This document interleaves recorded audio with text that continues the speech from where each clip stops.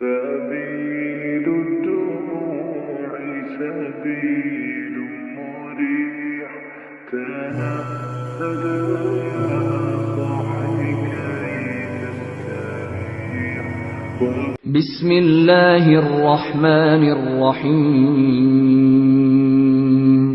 ربہم، جو لوگ اس اللہ سے ڈرتے ہیں ان کا جو ظاہری جو چمڑا ہے، ان کا جو جسم ہے، وہ جسم تھرا جاتا ہے، کانپ اٹھتا ہے، نرم پڑ جاتا ہے، کپ کپی تاری ہو جاتی ہے اس کے اوپر. اس کے بعد ثم تلین جلود، یعنی کہ تشعر کپ کپی تاری ہوتی ہے. ثم تلین جلودہم وقلوبہم، پہلے تو کپ کپی تاری ہوئی، پہلی صفت. اور یہ صفت نہیں بلکہ یہ سمجھیے کہ اس قرآن کے اثر ہونے کی، اس قرآن کے اثر انداز ہونے کی، گویا کہ یہ قرآن کیسے پتا چلے گا کہ یہ بندے کے اوپر اثر انداز ہو رہا ہے، اس کی آیات ہو رہی ہیں. اس کی نشانی اور سمبل اللہ نے بیان کیا ہے. پہلی نشانی نمبر 1 کل کے درس میں بتایا گیا، کیا؟ انسان کے اوپر کپ کپی تاری ہو جائے گی. دوسری اس کی علامت اور پہچان، اس قرآن کے اثر انداز ہونے کی دوسری پہچان کیا؟ ثم تلین جلودہم، پھر ان کا چمڑا جو ہے نا، یعنی چمڑا سے مراد جسم، تلین جلودہم وقلوبہم، پھر ان کا چمڑا مطلب جسم. اور اس جسم سے مراد آپ کو میں بتلا دوں، یہ یاد رکھنے والی بات ہے جو میں بتا رہا ہوں. جسم سے مراد انسان کا جو ظاہری ہے، ظاہری اعتبار سے ہاتھ پاؤں کان آنکھ ناک، یہ سب کے اندر نرمی چاہیے. پہلے ان سب کے اوپر کپ کپی چاہیے کہ اگر ہم حرام چیز دیکھیں تو ہمارا آنکھ سے آنسو نکل جائے، ہمارا آنکھ کانپنے لگے. اگر حرام چیز کو ہم اگر چھوئیں تو ہمارے ہاتھ کپ کپی تاری ہو جائے. اگر حرام راستے کو اختیار کریں ہمارا پاؤں کپ کپانے لگے. یہ اس کا تقاضا ہے. تو کیا اللہ نے کہا جب یہ کپ کپی تاری ہو جائے گی پھر ان کا چمڑا جو ہے کیا ہوتا ہے، یعنی ظاہری طور پر جو ان کا جسم ہے وہ نرم ہو جاتا ہے اور ان کا دل نرم ہو جاتا ہے. تو یہ چمڑا یعنی کہ جسم، تو جسم سے آپ مراد کیا لے سکتے ہیں؟ ظاہری اعتبار سے انسان اللہ کے دین کی طرف اور یا اللہ کے احکامات پر عمل کرنے کے لیے تیار ہو جاتا ہے. قلوب دل، پھر دل نرم پڑ جاتا ہے. تو اس سے کیا مراد ہوگا؟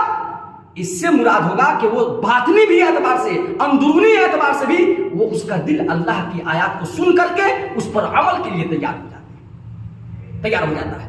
اب ان دونوں کو میں بتلا دوں، ظاہری اور باطنی کو ایک لفظ میں. اور آپ چلیے ایک دوسرے مقام پر رب نے کہا کہ ان دونوں کو جوڑو، اور ان دونوں کو جب جوڑو گے جو خلاصہ نکلے گا، کیا خلاصہ نکلے گا؟